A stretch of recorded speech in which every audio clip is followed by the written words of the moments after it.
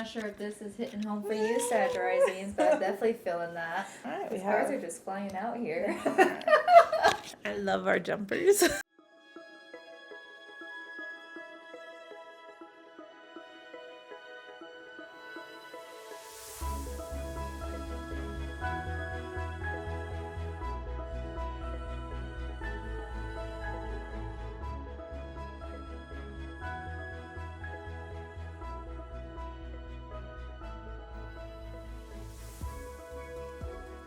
Hey guys, welcome back. In this episode, we are going to do a different kind of tarot spread. Yeah. Focused on figuring out where your creative block is. And I think this is very fitting for all my fellow Sag risings with Saturn and Neptune have entering your 5th house. I'm not sure if any of y'all have been feeling your joy and your creativity kind of just having a little damper where you got all these ideas, but then you also feel like you're coming across just these blocks, right? As you're like, how do I get movement? So this is definitely like, for all you Sag risings listening, a tarot spread worth trying out just to see like where you're stuck and going from there.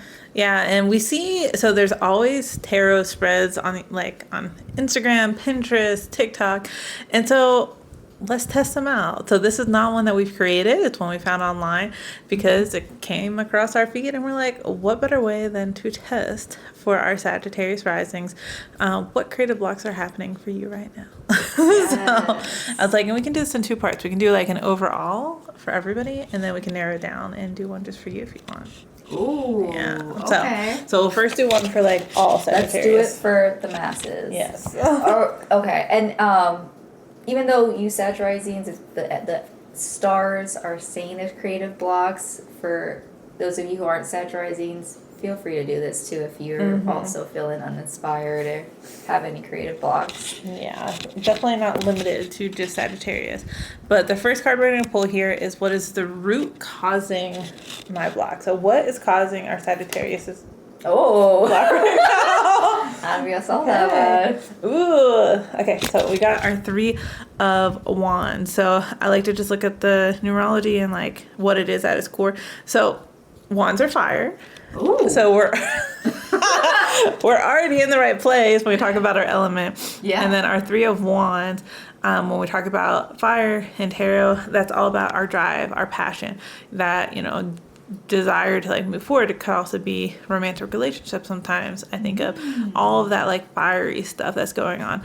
And then we have our 3, which is kind of like we're still at the beginning of something, and so we're going somewhere. Yeah. And so our 3 of Wands, especially, which it's funny, that's actually my June card. Oh. Yeah, this is where I'm going next month. So I'm familiar with this one a lot. So this is where, so he is choosing a stance. So you right now have, like, there is typically a path, and you're like, this is where I'm headed, this is where I'm going. You can kind of see he's picked one and he's moving forward with that one and leaving the other stuff behind. So he's leaving the baggage behind. However, you got it reversed. Yeah, So what that would look like, and there could be so many interpretations of it. Yeah. But what I would interpret from this is that something is holding you back. So that baggage holding you back from making that decision to move forward. So you're having a block right now. So the root cause of that block is these other things that are stopping you from making some decision. So let's go with card 2 now. How can I reconnect with my inspiration? So you have these blocks that are happening, like as physical, like things that are in your way. There's something physically stopping you, or not physically, but like emotionally, some kind of drive or passion that is blocking where you want to go. Yeah, right now. I'm not sure if this is hitting home for you, Sag risings, but I'm definitely feeling that. Well, aren't you Sag risings? All right, so how can I reconnect with my inspiration? All right, These cards are just flying out here. I love our jumpers. So we have the 4 of our major arcana. We have the Emperor and also reversed. And so how can I reconnect with my inspiration? So if we look at it that way, so the Emperor technically is some kind of power energy that's in your life. It could be represented by masculine energy as well. It's kind of, but it doesn't have to be.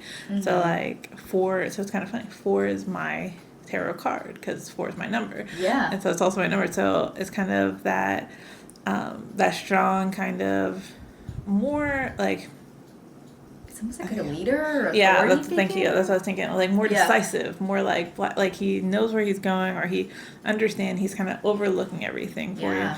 you. But it is reversed as well. And so, what could we look at? Like, how do we reconnect with our inspiration? I could read that as, since it's reversed, it means we need to not be so stern. Oh. We need to have more playfulness. Essentially, Yeah. it's maybe not relying so much on this has to go this way. Yeah. It's being more flexible, being more fluid in what we're doing, since that's what's blocked. Like we have a block, how do we reconnect with it? By letting it come, by being more fluid, by not being so structured in everything that we do. Could be something that could help you reconnect. And so Yeah. our last one here, what mindset shift will help me sustain this new creative flow? Which Ooh. is exactly what that was saying. Yeah. I hadn't even read it. So, okay. So what mindset shift? Whoa. My sun. Yes. I was like, and it's kind of interesting. That card felt directly like in the middle. It wasn't up, it wasn't down. But we got our sun as what mindset shift do I need for creative flow? And another major arcana. And so this is our 14 in the deck. And so I'm terrible at major arcanas, but when we look at that, the sun is all about happiness and joy. Yeah. And so what is that mindset shift? But again, was direct middle. So we're not leaning full into it. So I feel like that's where we talk about like that toxic positivity. It is not saying, hey, let's go be happy everything, happy this, happy that. But it is saying like, let's bring in that childlike energy, because there literally is a child on this card with sunflowers and kind of whimsical. So it's kind of like bringing in that to the degree that serves you, but not going Hardcore. not going yes man. Yeah, yeah. No, I definitely get it. Yeah. I like that. Oh my gosh, and this resonates a lot because Yeah. it's been a while since I got to the gym, and I was like, you know what? Today I'm gonna walk while I'm listening to my beats, and I enjoyed some nature. I enjoyed some house music, and I made my way to the gym since I'm close by. There you go. Yeah. So you Holy walk to the sound. gym? Yeah. Nice. I was like, okay, so you just got to keep bringing that little bit of magic in, not being so structured. And you said you got the class pass, so that's the exact. Yeah, Not because being I structured. was like, I can't just, do a structured gym routine. I'm definitely somebody where I was like, you know what, F it, I'll just go wherever the vibe takes me. There you go. So, and this is relevant for all Sagittarius rising, because I know we talked about doing one for you, but it was kind of like this was relevant for you. It felt like this one was for me. For you. All right, well, we're going to pivot because we just did our Sagittarius rising, and since Selena, you are Sagittarius rising, it kind of related. So, Yes. so let's pivot over to our Cancer risings, because their season is coming as well. And for them, let's look at like what is their inner joy right now. Yeah. What is that fun? And you're all the astrology. And so the question I have is so if you're Cancer rising and it's Cancer season, what are those things and this relates to anybody, if you're a Gemini rising in Gemini, a Taurus rising in Taurus, and so on and so forth. What are those things when your rising sign is currently the sun sign that's happening that you should kind of be embracing more? Yeah, no, absolutely. I mean, if you're, a Cancer rising during Cancer season, that's your first house of outward appearance. So definitely like the time where you're going to start thinking about, how do I want to look? Like, is this are my outfits vibing with who I am at this moment? So you're going to see shifts in maybe like a different style, hair, skincare. Like you're going to be focusing on a lot of like the external features of yourself during that season. All right. Well, then this is perfect because you are changing your external, and this is talking about your internal joy. Yeah. I like those. Perfect. All right. So we're going to look at what is a Cancer rising's inner joy. We're going to start with how can a Cancer access their inner joy. Ooh. Man. I was like, we need some upward cards today. Oh. It's a no. That is a no for you, dog. All right, so how can we access our inner joy? And so we have the 8 of Cups here. Ooh, and this is actually kind of interesting because this could highly be a way that somebody could access their inner joy.